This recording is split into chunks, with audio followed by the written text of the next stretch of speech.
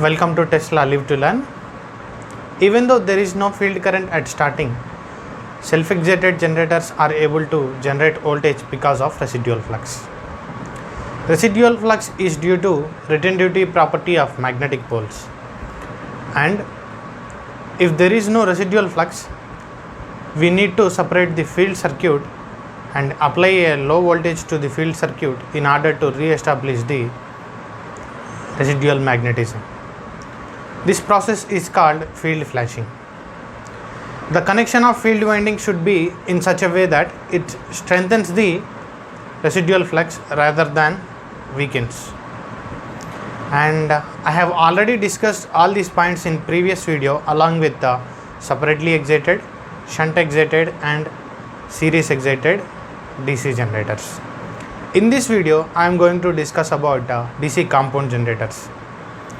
DC compound generator consists of two different windings on each pole of the machine. One is connected in series with armature winding and one is connected across the armature.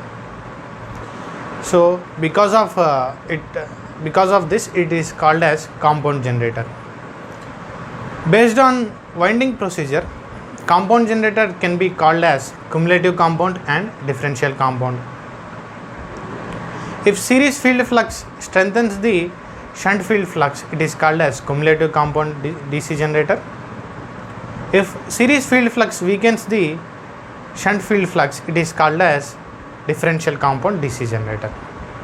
So, and based on connection procedure, that is equivalent circuit connection, the compound generator can be classified as long shunt and short shunt compound generators. Okay, let us see one by one. So based on winding procedure, as I said, it is classified as cumulative compound and differential compound, and resultant flux in machine will be summation of shunt field flux and series field flux. Series field flux strengthens the shunt field flux, which is, and in differential compound machine, resultant flux is the difference between shunt field flux and series field flux. Okay, so the MMF value will be MMF produced by shunt field winding minus MMF produced by series field winding. Here MMF will be MMF produced by shunt field winding plus MMF produced by series field winding. So these are the important points about cumulative and differential compound machines. And based on connection, the compound generator can be classified as long shunt compound generator and short shunt compound generator. First, let us see short shunt compound generator. In short shunt compound generator, series field winding is connected in series with load resistor. Okay, you can redraw this circuit just like as generator. This will be the series field winding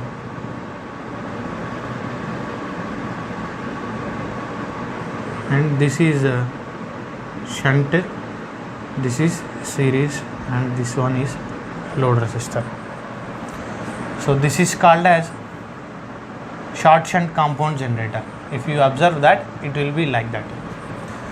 And let me write important equation of this short shunt compound generator. If you observe that current IA equal to ISC plus ISH. If you apply Kirchhoff law here, incoming current is IA and outgoing currents are ISC and ISH, and the value of IL is equal to ISC. Okay, and there will be a brush drop across the brushes,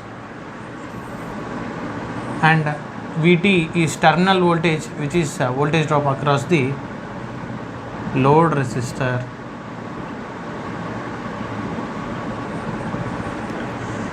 So what will be the induced EMF, that is E generated is equal to voltage drop across the armature resistance IaRa drop plus ISC RAC drop plus V terminal voltage plus voltage drop across the brushes. Okay, now what will be the ISH value? Shunt field current VT plus voltage drop across the ISC RAC drop by shunt field resistance.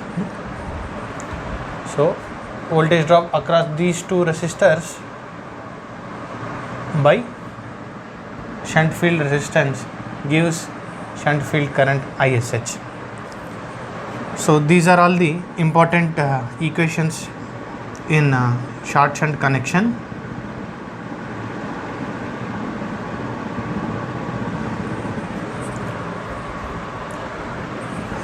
Okay, most important is IL is ISC and IA equal to ISC plus ISH. Suppose if you are doing some problems, you need to remember this simple diagram in order to avoid confusion. Okay, and let us move to long shunt generator. So if you observe the equivalent circuit diagram of long shunt compound generator,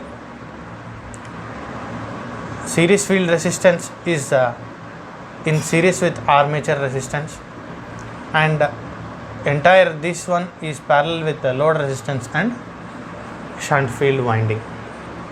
Okay, now let me write the equations. IA equal to ISC, IA equal to ISC. If you apply Kirchhoff's law here, ISC, which is equal to IA equal to load current IL plus shunt field current ISH, and what will be the generated EMF EG? EG as usual, voltage drop across the armature resistance and series field winding plus terminal voltage plus voltage drop across the brushes. What will be the shunt field current ISH equal to here VT by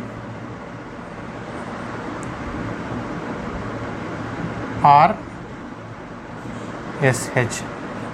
There is small difference here and here.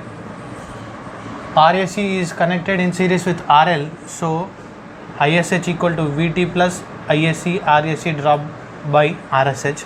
Here it is in series with armature, so the terminal voltage itself, the voltage across the shunt field winding, so ISH will be VT by RSH. Important one. So if you remember these circuit diagrams while solving problems, it will be easy for us. Okay, so these are all the different types of generators. In previous video I have discussed the separately excited, shunt excited and series excited. In this video I have discussed the DC compound generators. We'll solve some problems based on these circuit diagrams, and one more important point is Based on winding procedure, the compound generator is classified as cumulative compound and differential compound. If series field flux is aiding the shunt field winding flux, then it is called as cumulative compound. If series field flux opposes the shunt field flux, it is called as differential compound. Hope you like this video. If you learned any new things in this video, mention in comment section.